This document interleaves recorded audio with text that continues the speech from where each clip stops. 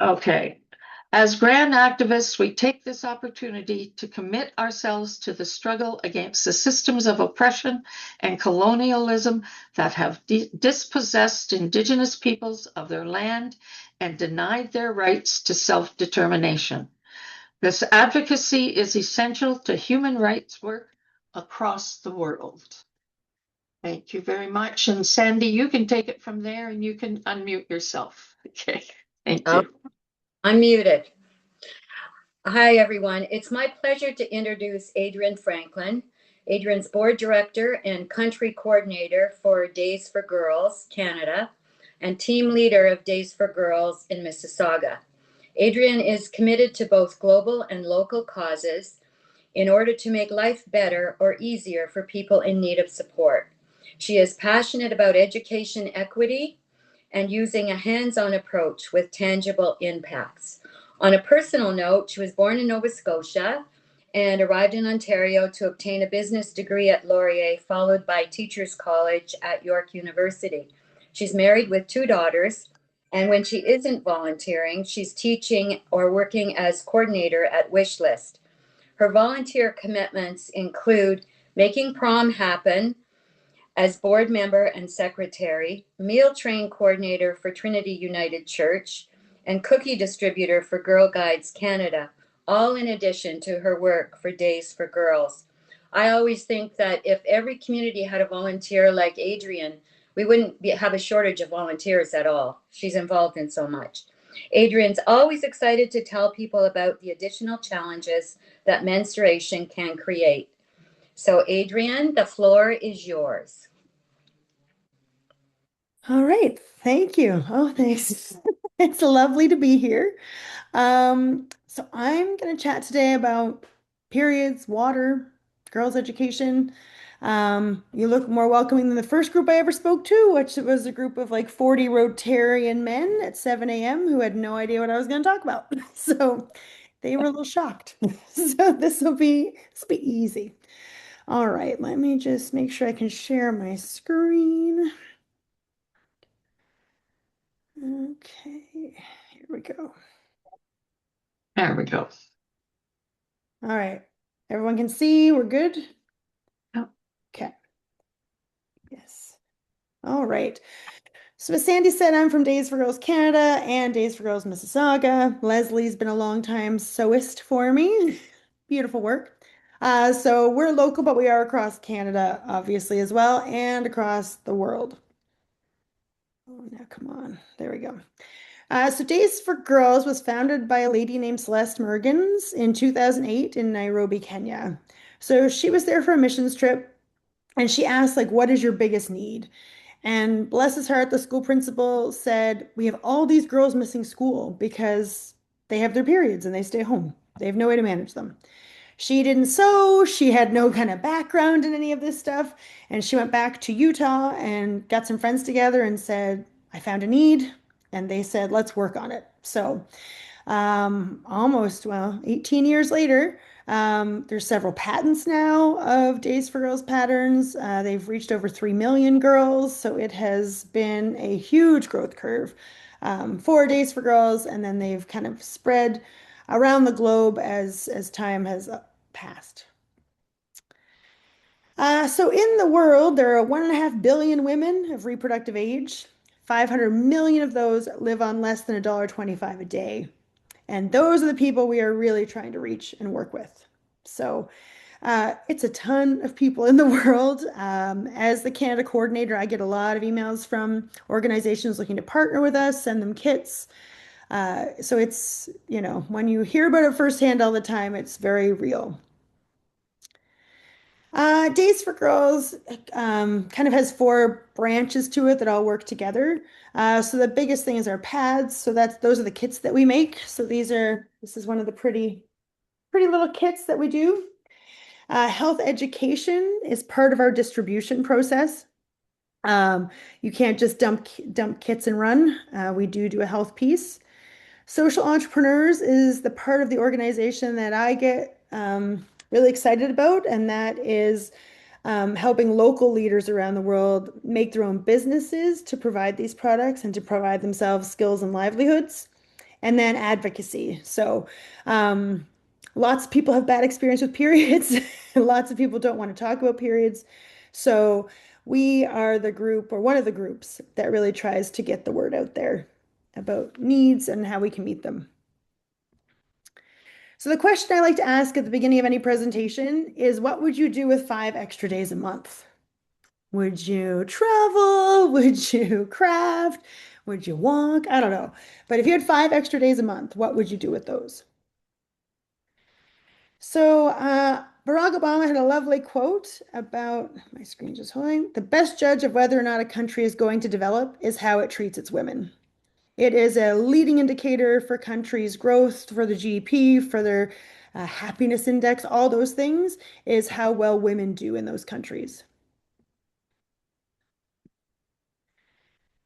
So around the world, girls face barriers that boys don't. Not just periods, but that's the one we focus on. So when a girl's educated, it really can change a community. Not just their family, but statistically it changes their community. So of all the kids in the world that aren't in school, 70% are girls. That's not just because of periods. Some places don't even let girls go to school, but 70% girls is a huge problem.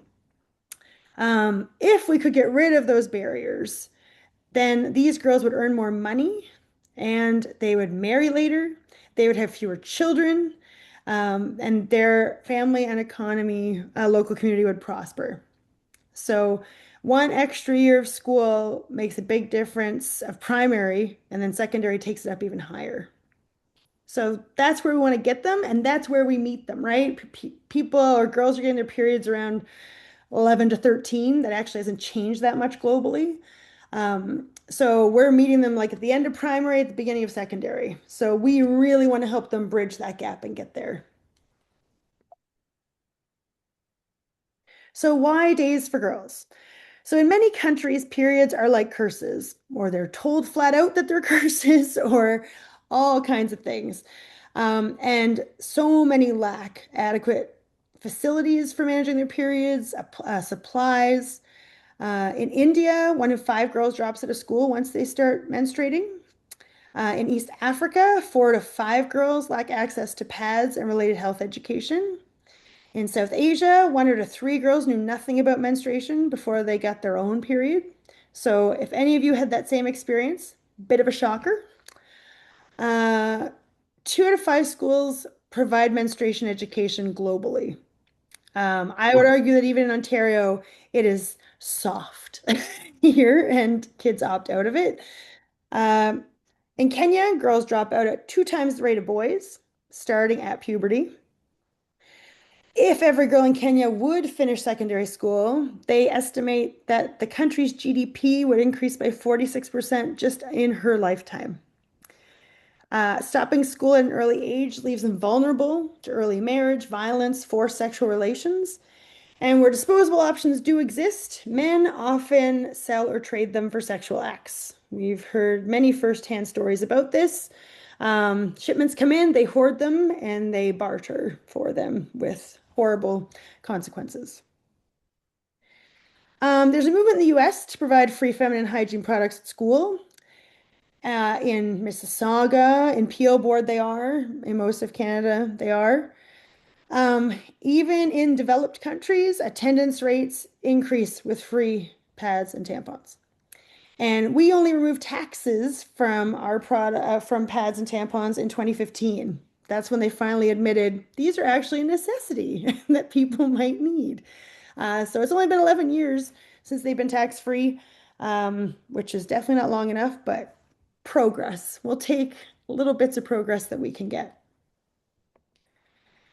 So, as I said before, they marry later, they have fewer children, they earn higher incomes, they're less likely to be abused or impoverished. And the big thing is that their children then tend to be healthier and better educated. Just like cycles of poverty exist, cycles of education exist in these countries once you lift women up. Okay.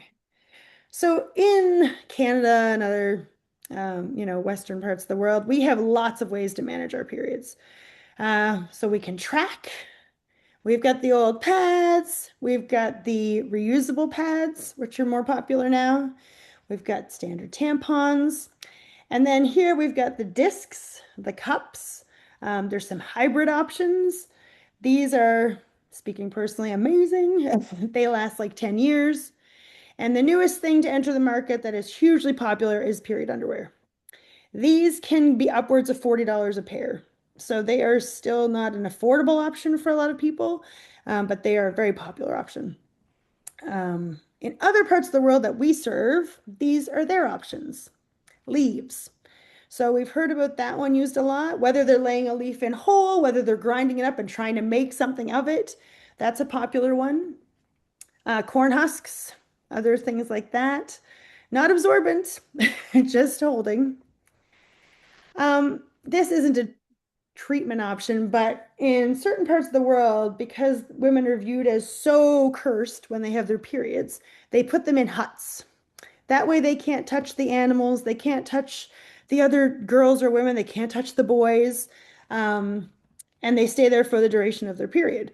The problem is, do you see a chimney on there? Do you see any kind of way for smoke to get out when it's cold? They go in that little hole, and that's where they stay until they're done. And we've had reports of many girls passing away in the colder months because they need to make fire in there, and the only ventilation is their little entrance hole. So it's horrible. It is being, in countries where it did exist, it's being banned, but in the small towns, they don't police it. So we're definitely still seeing it. Newspaper is a common one. As you can imagine, not the most comfortable option. Rags is a big one, leads to all kinds of infections and other issues that we don't need them to have to deal with. So rocks is a big one, and these are used as plugs. So kind of the idea of a tampon, but free, is obviously creating lots of health issues. And they do try to track once they've been taught how it works. When you're told it's a curse, you don't really keep track. But when you learn that it's a regular human cycle, then they can get better at it. So the difference between the two worlds is huge, huge. Even in Canada, where people don't have access, the number one option is they stay home. Yeah. The number two would be like fabric of some kind, or going to a library or a place that has free pads and tampons. One of the big arguments against that is they're like, people are going to abuse it. I'm like, abuse it? Oh, by managing their periods? People don't go in and take boxes of pads home, but that's what people like to envision. So people can be a little more creative here. Thankfully, schools have them, but again, the girls have to be brave enough to go ask for supplies. And a lot of them aren't comfortable doing that. And in some schools, it depends where they keep them. So sometimes they're in the office, sometimes they're in phys ed, sometimes each teacher has their own supply. It kind of depends on the school. They just need to be there somewhere. My kids have been hearing of periods for a long time. I've been involved with Days for Girls for 10 years. So since they were little, they've kept supplies in their lockers, so girls know that they're a resource. So girls are resourceful, but again, they need to be not super shy. Like I said, it was founded in 2008. It's still a very grassroots organization. It's still a bunch of teams of women, mostly women around the world working together, but apart. So we all kind of do our own thing for the same goal. Every kit gives back up to 3 months in just 1 year of use. So if they use this to manage their period each month, they're getting 3 months back. Where resources exist, women and communities can be taught to make and distribute the kits themselves. This is our exciting micro enterprise program. And then we also discuss women's health. We also discuss boys' health. We have a Men Who Care package as well. So if a community wants boys and men to be educated, we are happy to do that as well. So in our AWH, the Ambassador of Women's Health course, so anyone that distributes for us, we ask them to go through this course because these are the topics that they're going to share with the girls. So they're going to talk about puberty in general. They're going to talk about reproductive systems. In a lot of places, if you don't know about periods, you also don't know how babies are made.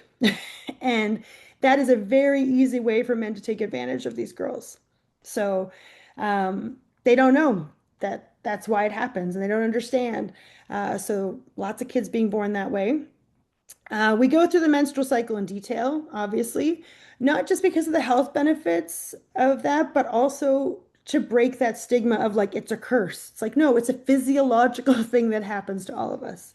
It is not because you were bad yesterday that you're bleeding today. It's not because your dad had an affair that you have a period every month. Like there's all kinds of beliefs around it. We teach them how to track their own cycle. So they get a sheet where they can track a year. They can use it repeatedly if they want. We talk about general hygiene, so including urinary tract infections and why using those other options can be dangerous in a lot of cases. We teach them how to use the kit, obviously. So I actually was lucky enough to do a distribution in Honduras two years ago, and it was awesome. I don't speak Spanish, so I had a lovely male interpreter named Tony who helped me out. So when I was talking about things and like you pull the underwear halfway up and showed him how to put the pad on, and he was just chatting through it. It was great because they've never seen things like this. If anything, they've seen some cheap disposables. So our kits, we need to teach them how to use it safely. We do some self-defense techniques and human trafficking information. So how to avoid being trafficked, what to look for, what happens if it happens. We talk about STIs, STDs. So the only consequence of sex isn't babies. There's lots of other options. Unfortunately, it's hard for women to protect themselves as easily as men from things like HIV. Um, but we do teach them about it. And then just general hand washing, because that is something around the world that we still need more of. So that's all included when you hand out the kits. So 3.5 million kits have been distributed to 150 countries and territories. So we are all over the place. There's 487 chapters, teams, and clubs worldwide, and there's 83 enterprises. So that's where the countries are making it themselves in 28 countries. 87% of our funds go directly to program, and our kits are washable, leak-proof, and last 2 to 4 years. So it is a sustainable option. It will often get girls all the way through school by the time we give it to them and the time they finish. So women menstruate, this is always a fun number, on average 2 months a year. And our kits last 2 to 4 years, so we can give them up to 240 days of opportunities back. So it's pretty cool. Our slogan these days is that we turn periods into pathways. So they're not the end of the world. They are a manageable thing. And we do that by increasing access to menstrual care and education. We develop global partnerships. We cultivate our social enterprises. We mobilize heaps of volunteers. And then we're trying to always improve our kits and our solutions, and again, to shatter the stigma and limitations. So our current president is Tiffany Larson, and she's been doing several talks at the UN, things like that, just about this to keep it in the discussion. And when there's a ton of male leaders in the world, there tends to be less talk about this stuff in the world. So we have to keep the ball rolling. So we do follow up when we can to see how the kits changed lives. That's a dramatic way to say it, but to see what happened in a community. So in Uganda and Kenya, we were able to study them for a few years, and absence rates dropped among girls who used our kits from 36% to 8 in Uganda and from 25% to 3 in Kenya. So if we can get these in the girls' hands, get them using them, the attendance is awesome. So for me, I'm a very outcome-based person, so it's nice to see that there are tangible results to this.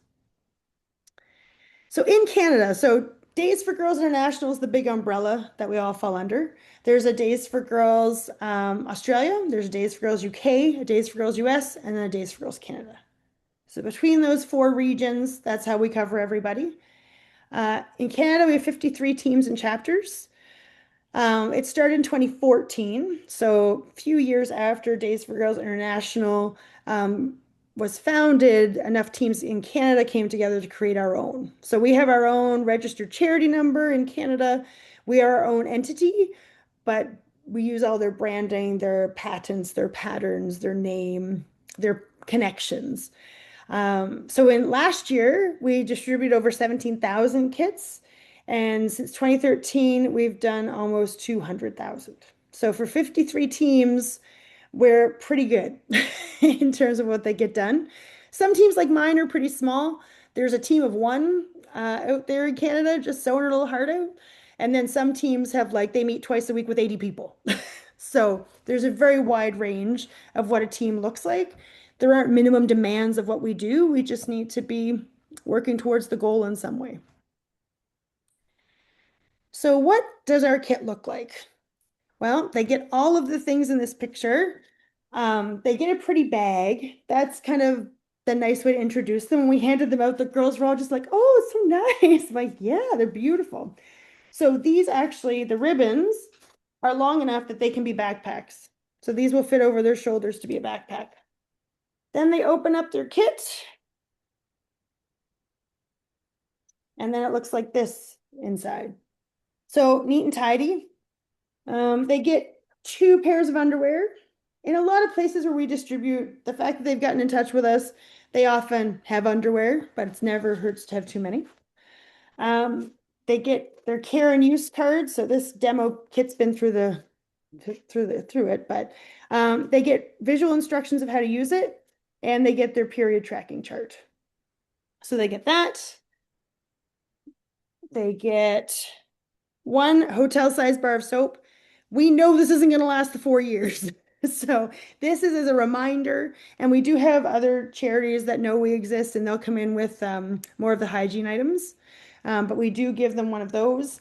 The reason they don't get bigger than this is the weight for shipping. It's like the heaviest part. They get a washcloth. Again, a reminder.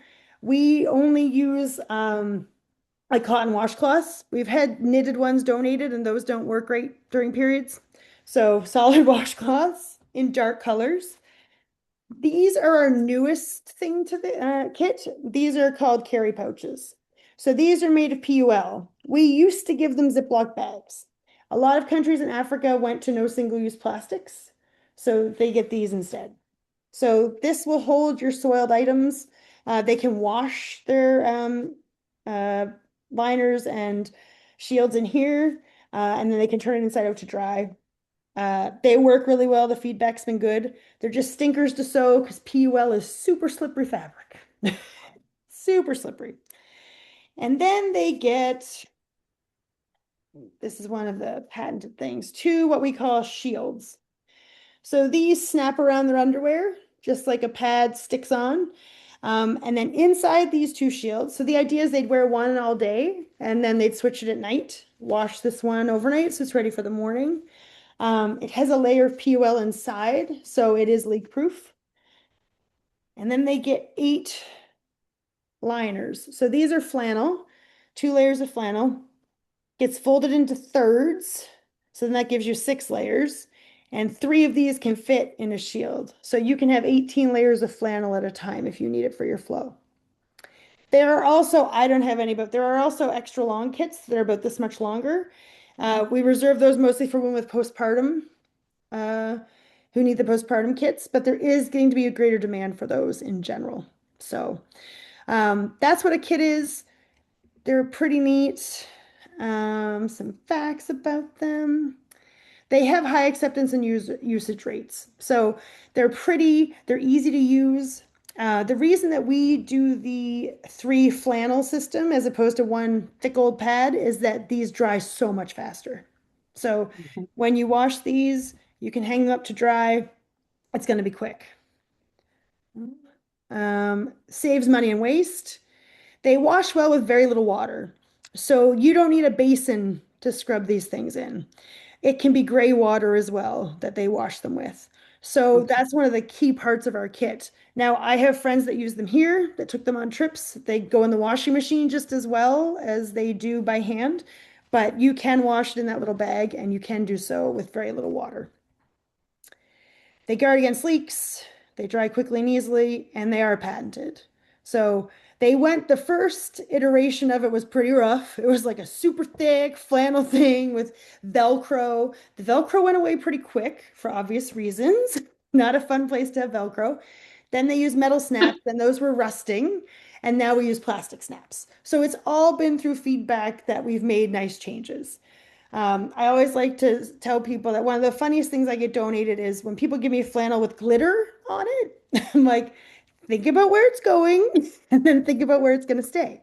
So glitter is great for the bags, but not great for usage items. Excuse me. So menstruation and water. So, I mean, here we use water to manage our menstruation. We need to wash our underwear.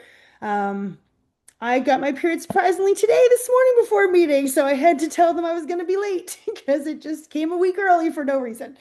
So water is key. So if it's key here, it's key everywhere. So we need clean water, we need toilets. Privacy is nice. Soap, menstrual materials. A lot of schools in developing nations, if they do have toilets, they're not private toilets. They'll be like a a multi-use outhouse kind of thing. So we do push for that. When I did my distribution in Honduras, World Vision had been there, and they had put in all single stall bathrooms. It was beautiful. So they had gone in like a month before, and then I showed up with these kits, and it was like beautiful. In schools, many girls still lack the basics, water, soap, private, disposal bins. Even that, there aren't garbage cans in some of these bathrooms because they don't use paper towel water to dry their hands. So then if they have disposable options, where are they putting them? So there's all kinds of issues with that. When water's unavailable or unreliable. So yesterday you might have had water, but today you might not have water. It's hard to wash your hands. It's hard to clean your products. It's hard to change things hygienically.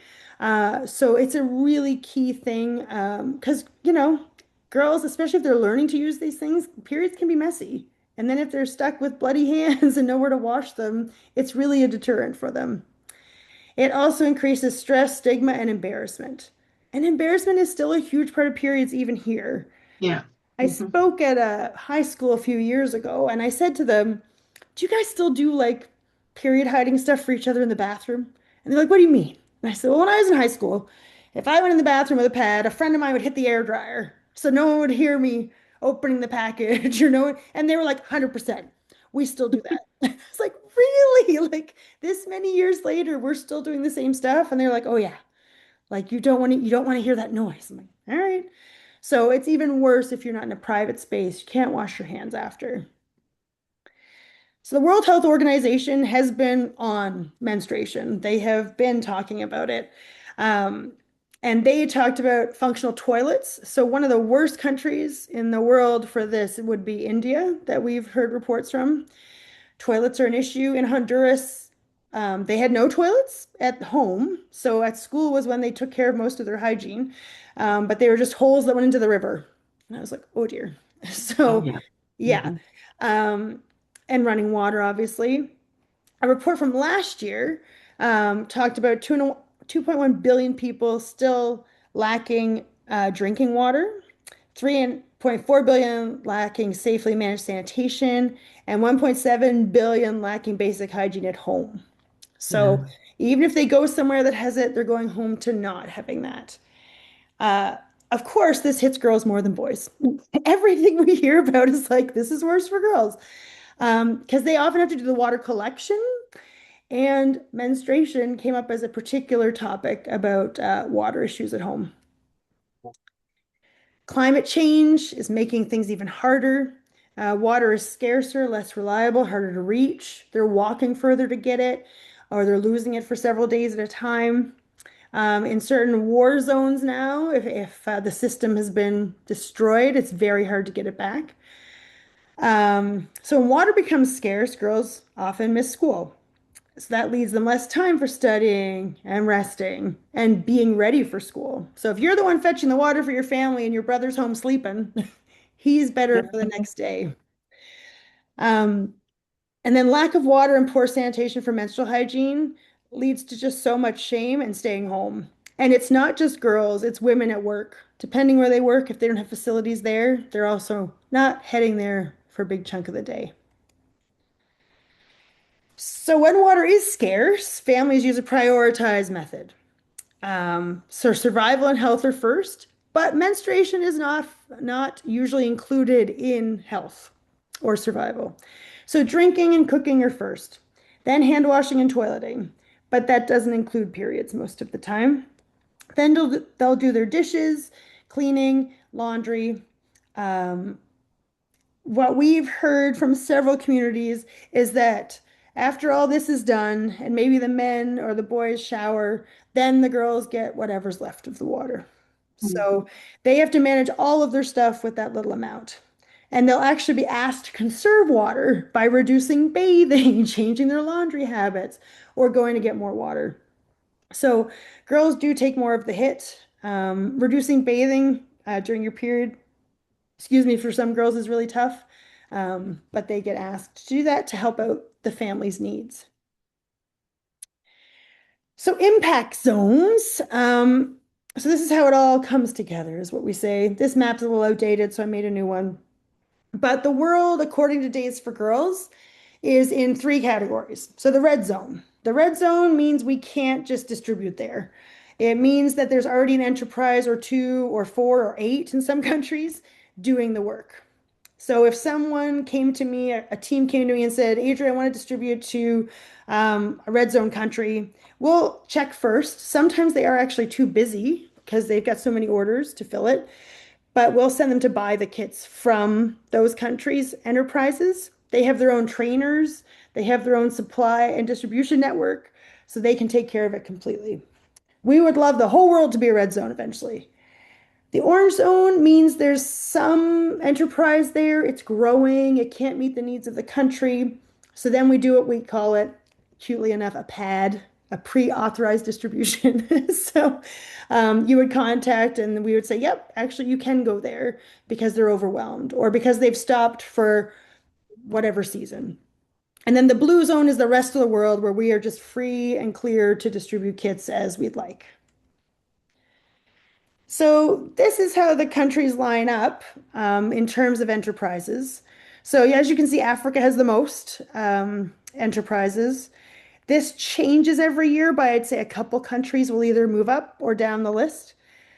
It has unfortunately currently paused, so we haven't taken on new enterprises for a couple of years. Biggest reason is issues with governments. Some countries just don't want women creating businesses. Some won't let supplies in.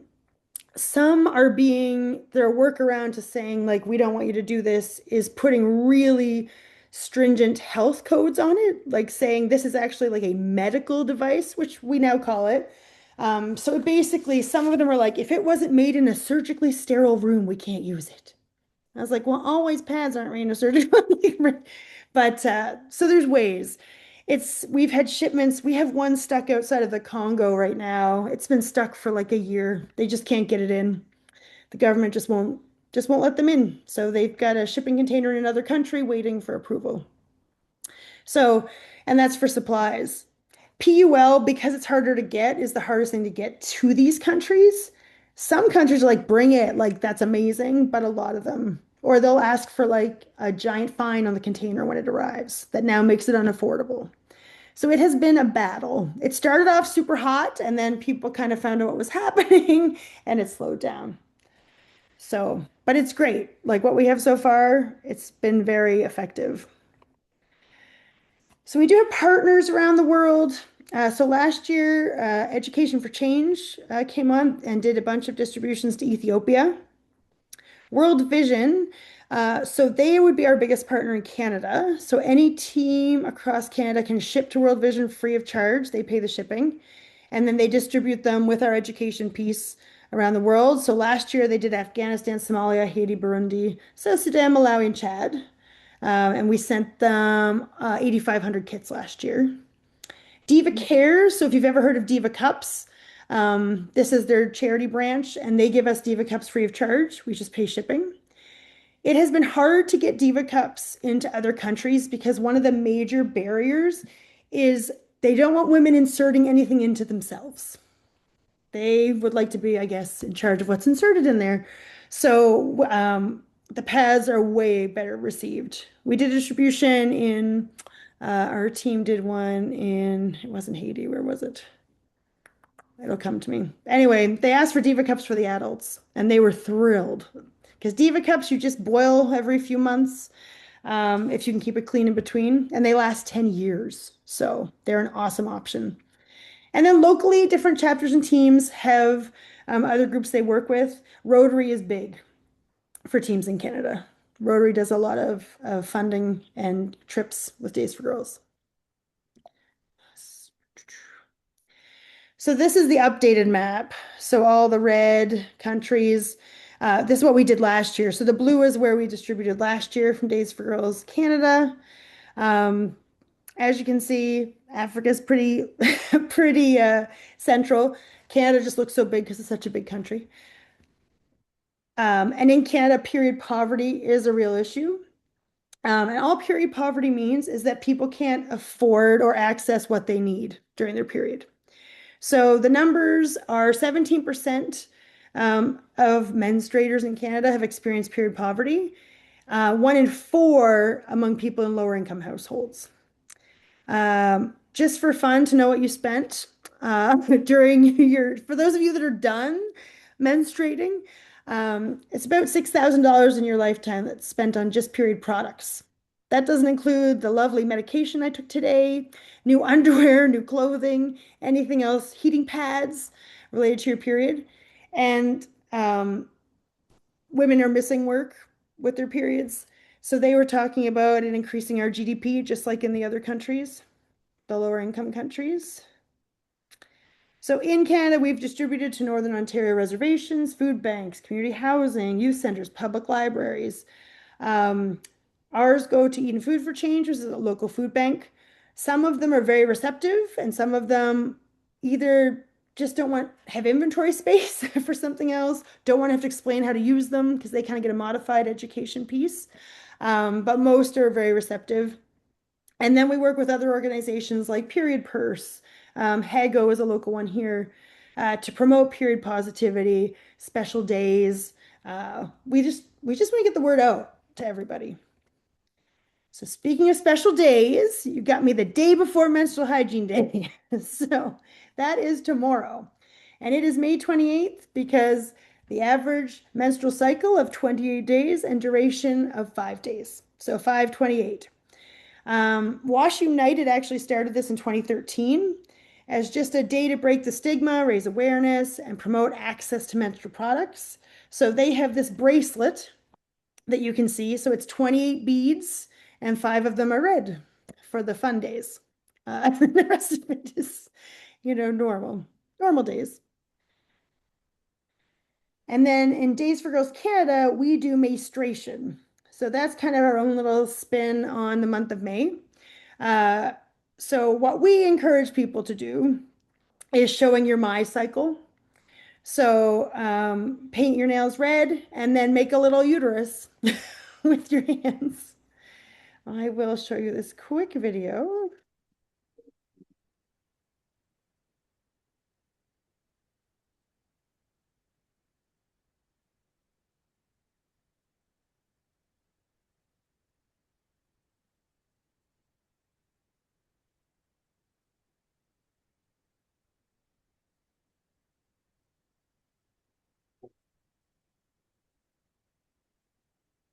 So that's one of our initiatives. Oh, now I need to go back. Sorry. Can you see the right screen now? We don't have the video. Still have the We've video? just got your menstruation.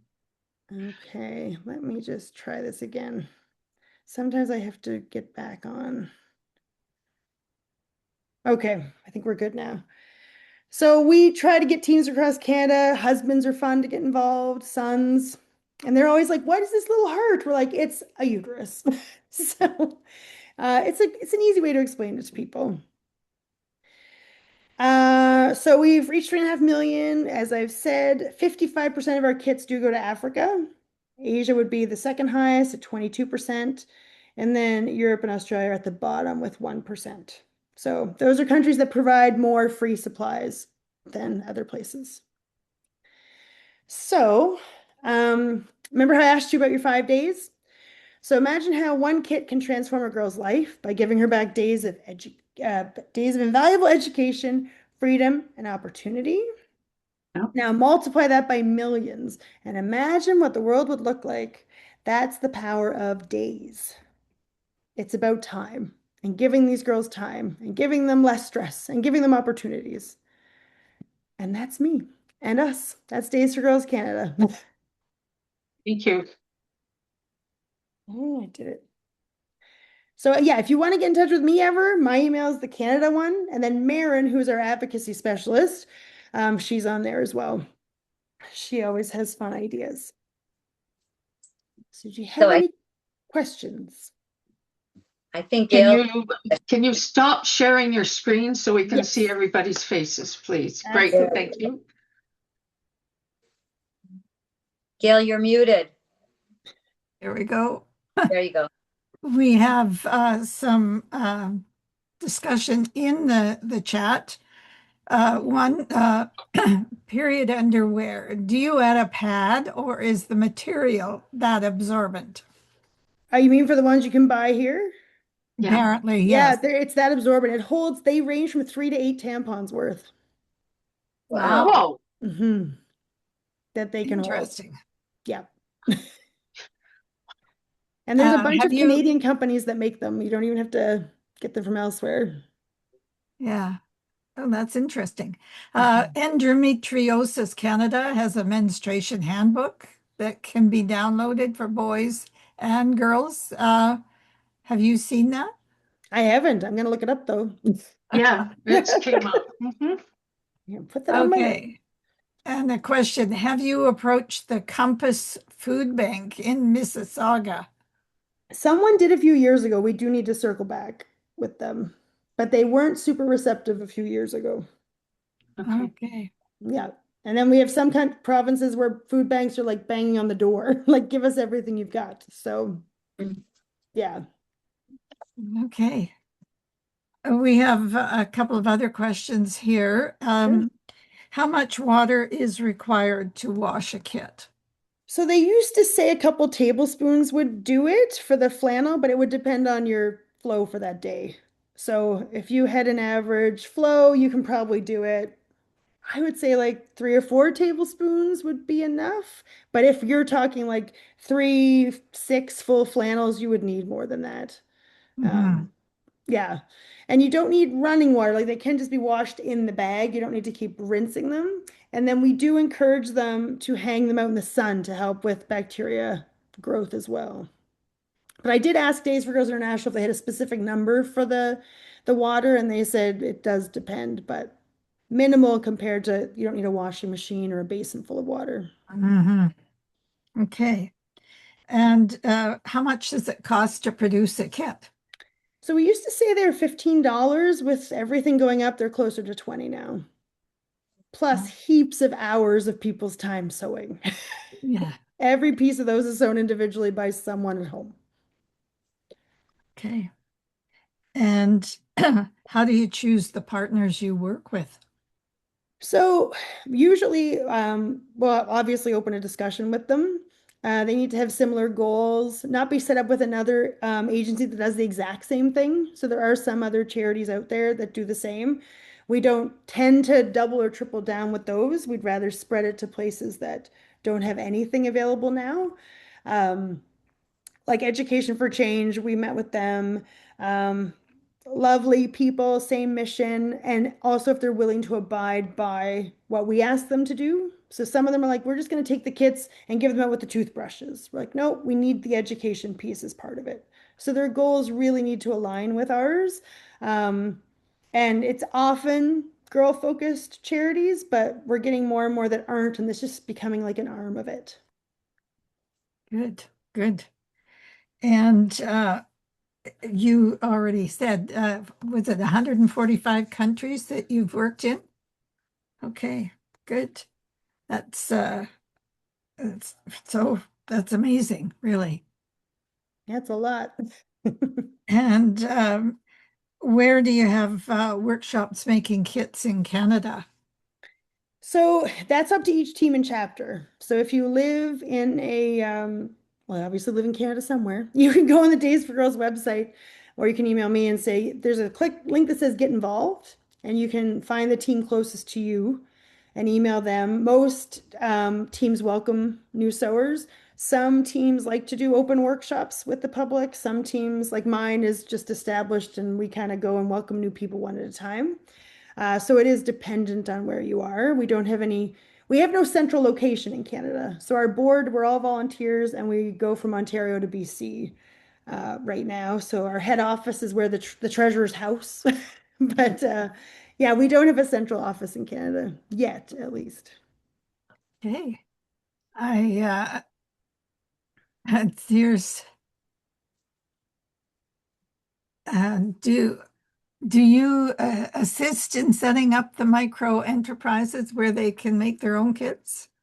So Canada doesn't. That's through international explicitly, but we do have two teams. Oh, I think it's two now teams in Canada that are directly linked to an enterprise. So they got the ball rolling. They fund them. They go down and visit once a year and take them fabrics.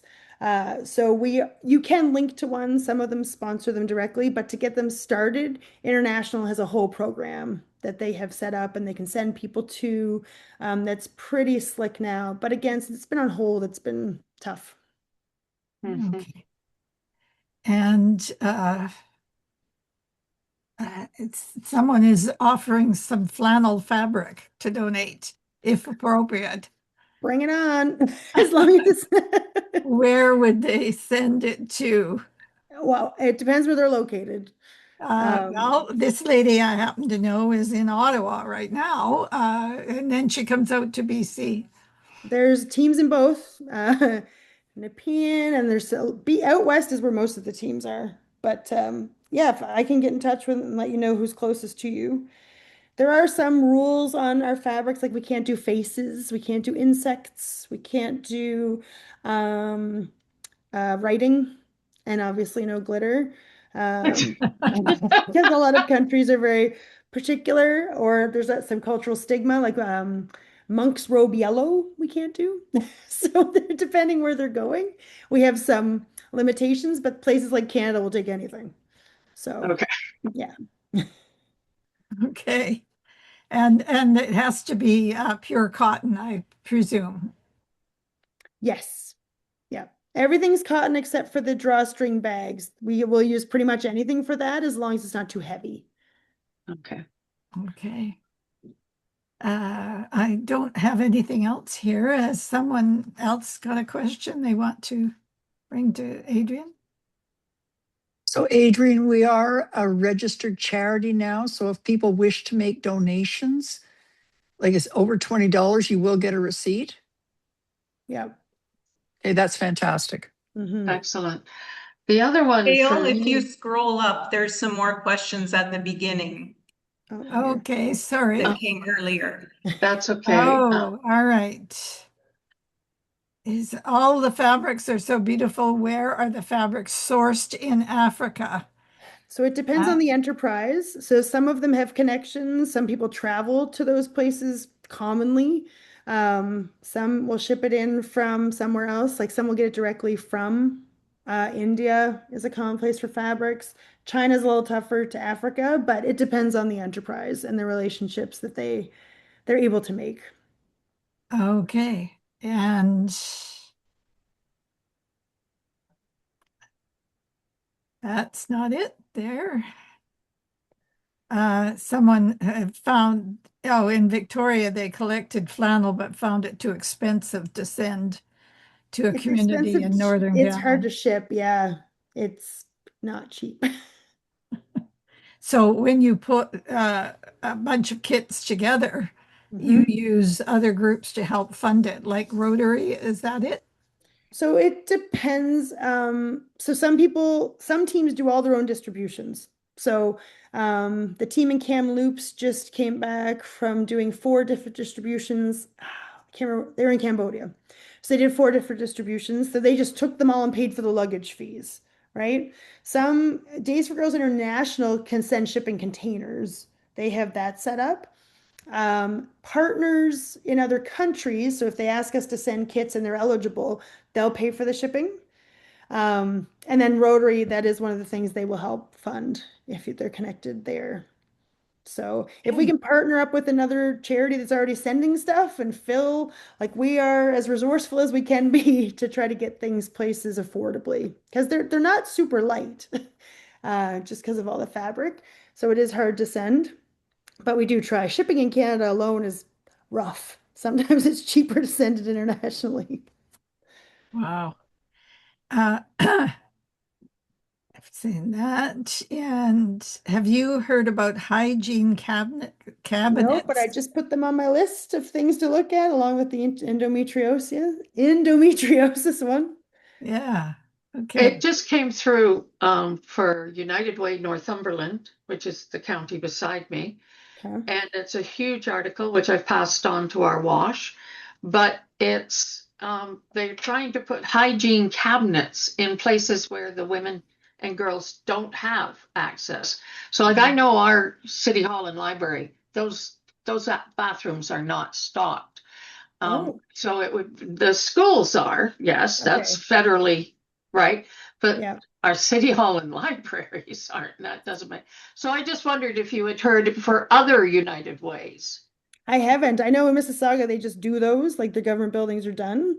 Maybe that's why Right. I haven't heard of it, but I'm definitely going to look at that because that's Yeah, interesting. because I think Yeah. looking to see, checking with the United Way and see if in your area they're looking Hmm. at the hygiene cabinets, because I think they'd be a great idea. Yeah, Yeah, that's very cool. yeah, for that. Okay. Gail, there was a question from Vivek Canada. Can you find that one? Oh, there. Ah, I'm a volunteer with Vivek Education Foundation of Canada, and we run rural primary schools in UP, India. Would love to connect with you, Adrian, to see how we can collaborate. Thanks. Sure. I'm just going to put my email in the chat and Okay. by all means, and I think it's in the email that went out, but yeah, it'd Good. be always like to connect with new groups. I think Visit Canada is a member of the BCCIC, and that's probably through the newsletter that they've become involved. Okay. That's great. Yeah, because you went in there to Mhm. the Why newsletter. not use locally available fabrics and have local groups assemble the kits there? So we have assembling the kits is very time consuming, with all the folding and everything. We also have to size all the underwear. If we can get a lot of local things, then it's probably best that they have an enterprise set up. It's also easier to take them through customs if they're set up as kits because we have all the printouts ready and they kind of know us in a lot of places. Um, we do try to use local educators where we can and like local translators.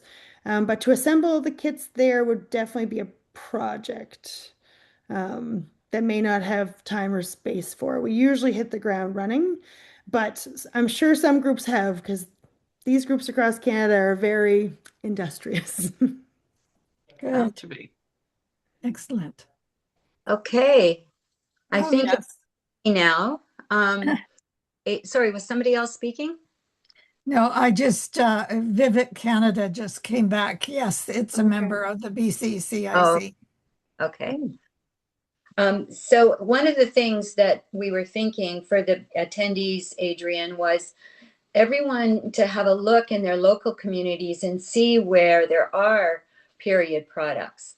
And if they feel there are not any in wherever they're looking, to go and speak to them about this is important. This is provides equity for people if period products are available free.